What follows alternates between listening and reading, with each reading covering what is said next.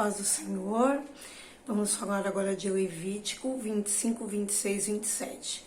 Como eu falei nos vídeos anteriores, o livro de Levítico inteiro, como nós fomos lendo, ele foi falando de leis, ele foi falando de processos que as pessoas ali de Israel deveriam passar, de como eles deveriam se comportar ali, vivendo em comunidade. Tudo que o Senhor poderia trazer de explicação para que não houvesse entre eles qualquer tipo de discussão, para que não houvesse entre eles qualquer tipo de saqueamento um com o outro, para que eles não se roubassem, para que eles não se destruíssem, para que eles convivessem em paz. Tudo isso o Senhor foi dando. E então, quando ele chega no começo do capítulo 25, o Senhor fala com Moisés lá no Monte Sinai, e fala para ele sobre, novamente, o descanso da terra. Então, o homem, ele trabalharia 6 dias e folgaria no 7, como o Senhor já havia falado em capítulos anteriores, mas fala agora que a terra também precisa descansar. Então, mais uma vez eu falo aqui, já falei isso em outro vídeo também, o Senhor está aqui nos alertando o quanto é importante o descanso, o quanto ele faz parte até mesmo da nossa extensão de produtividade. Então, quando nós estivermos cansados, a nossa produtividade nunca vai ser a mesma, mas que aqui a Bíblia fala que eles, então, fazendo a terra parar, a cada 7 anos a terra pararia eles então poderiam então ver a terra produzindo por si só. O Senhor faria com que a terra viesse a brotar, para que eles não tivessem que morrer de fome, que a terra então se manteria. O Senhor fala que quando chegar também ao ano do jubileu, o que seria o ano do jubileu?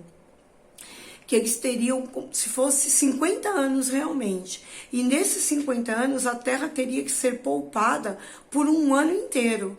Então, nesse um ano, a terra não teria nenhum tipo de plantação, não teria nenhum tipo de colheita, só que tudo aquilo que ela produzisse naturalmente, por exemplo, da semente jogada até por pássaros, enfim, o homem poderia comer, mas a terra teria esse tempo de descanso.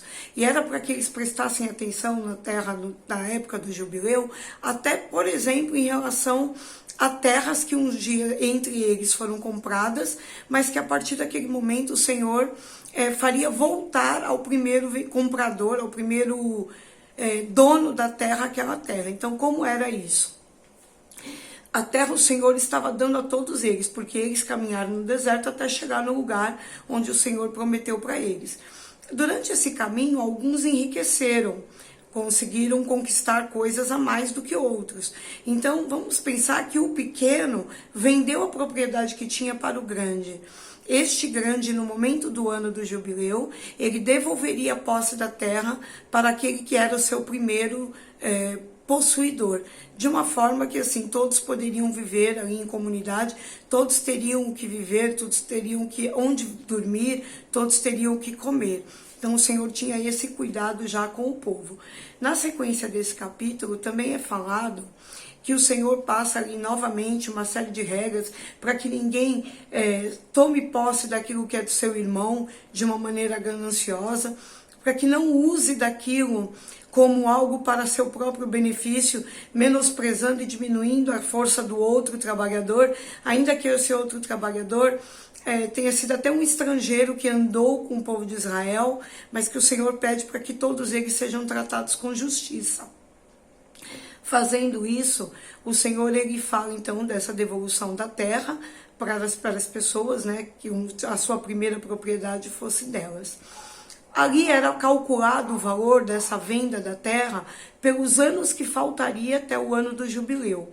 Então, se fossem muitos anos, teria um valor maior, se fossem poucos anos, um valor menor. E como Deus é justo, ele também fala que se a pessoa não tiver nada para ofertar para o sacerdote, por exemplo, o sacerdote vai avaliar aquilo que ela tem.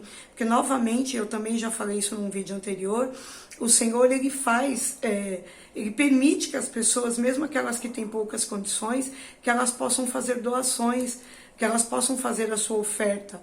E é o sacerdote que vai avaliar de que maneira, então, que aquele pode fazer a sua oferta. Mas o Senhor também explica nessa passagem, já aqui no finalzinho de Levítico, que se todos aqueles que estiverem na terra obedecerem a Deus e forem fiéis a Ele, dentro daquilo que o Senhor os ensinou, e foram muitos os ensinamentos, o Senhor não deixaria faltar a água da chuva, o Senhor não deixaria faltar para eles o alimento, o Senhor não deixaria faltar para eles o local deles viverem. A água da chuva, para aquele povo que estava andando no deserto, era a provisão que eles precisariam, inclusive, para que eles pudessem plantar e colher. Então, em tudo o Senhor cuidaria, mas eles precisariam, então, ser fiéis ao Senhor. Ao mesmo passo que, naquele momento, o Senhor também fala, porém, aquele que não for fiel, eu também entrarei com justiça.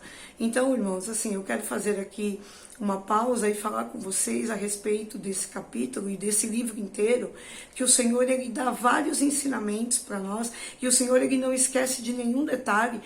Nós fomos acompanhando o livro de Levítico inteiro e nós fomos vendo que em tudo o Senhor foi explicando e foi cuidando e foi orientando para que nada ficasse sem uma resposta da maneira correta de que se tivesse que agir.